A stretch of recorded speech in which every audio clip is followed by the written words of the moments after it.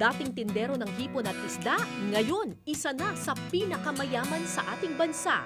Lumaking walang sariling tahanan pero ngayon, isa sa mga nangunguna sa negosyong pabahay.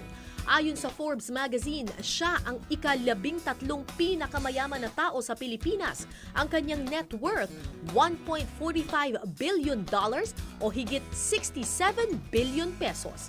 Sarado na po ba ang pinto ninyo sa politika? 99% lang. Sarado na. Gusto ko makatulong sa bayan. Ayaw naman ng bayan. So, hindi mo naman dapat ipagpipilitan ng sarili mo. Pag ayaw sa'yo, ayaw sa'yo.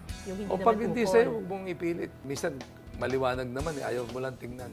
Kumustahin natin ang bahay at tagumpay ng negosyante at dating senador, Manny Villar.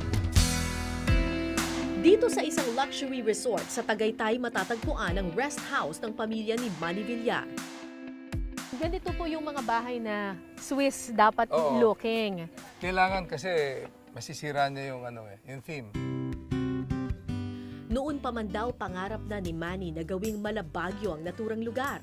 Katunayan ang higit kumulang 20,000 pine trees dito nagmula pa raw sa New Zealand. Tapos ito, parang meron pa kayong maliit na cottage dyan, tapos may pond pa. Talagang tinatad nyo ng pine tree. Open space yan. Parang pasyalan talaga yan. Walang may-ari niyan. Lahat ng mga buyer dito pwede magpasyal dyan pag wala siyang ginagawa sa hapon.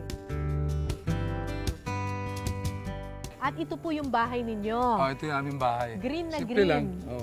Tsaka pinili niyo po talaga yun na maaliwala siya, na wala siya masyadong bakod, wala masyadong pader. Pangit naman magpader ka eh. Parang dito sa mga bahay dito, dinidiscourage namin yung nagpapader. Para maganda. May 4 na palapag ang Tagaytay House ni Manny. Ang kanyang paboritong tambayan, ang breakfast nook. Dito kami kumakain ng breakfast, normally.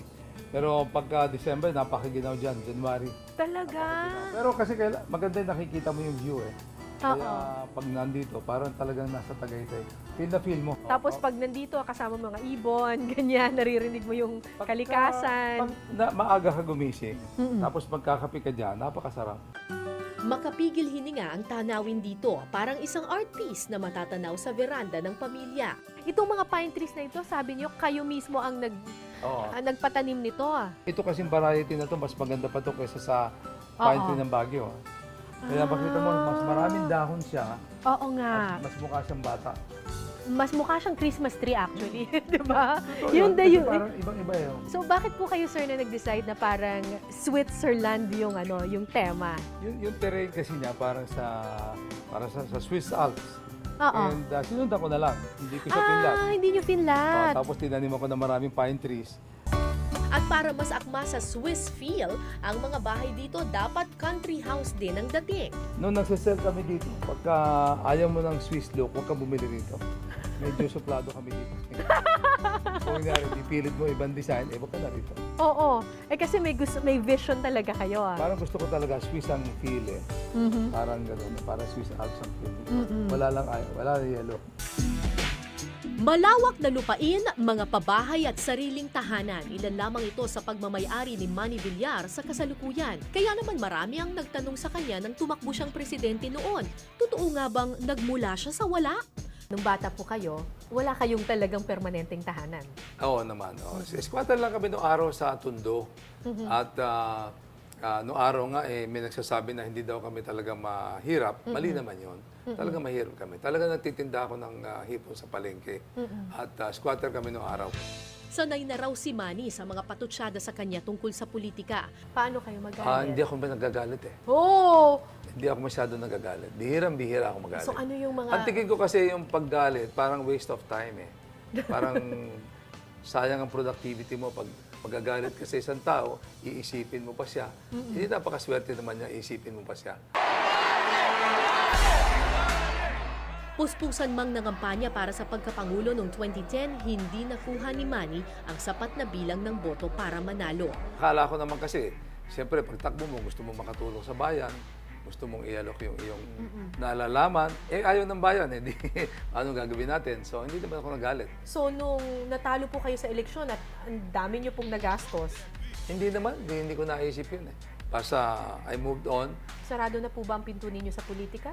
Hindi ko naman sinasabing permanent, pero mga 99% lang. Sarado na. Bakit naman? Na-trauma ba kayo? Hindi naman Ano? sa trauma. Kasi ako parang may kanya-kanya noon, yun ang aspiration ko.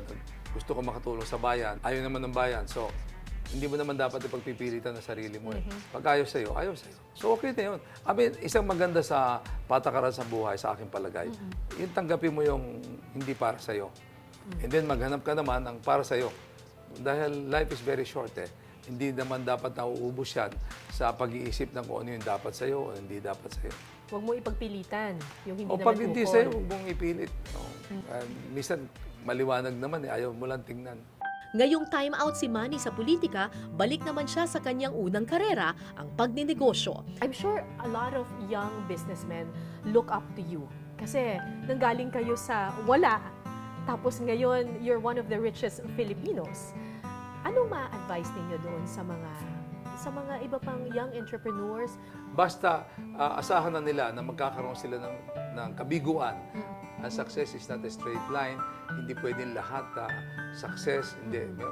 Dapat ready sila doon. Basta importante, pag nadapa ka, bangon lang ng bangon. Bangon lang ng bangon.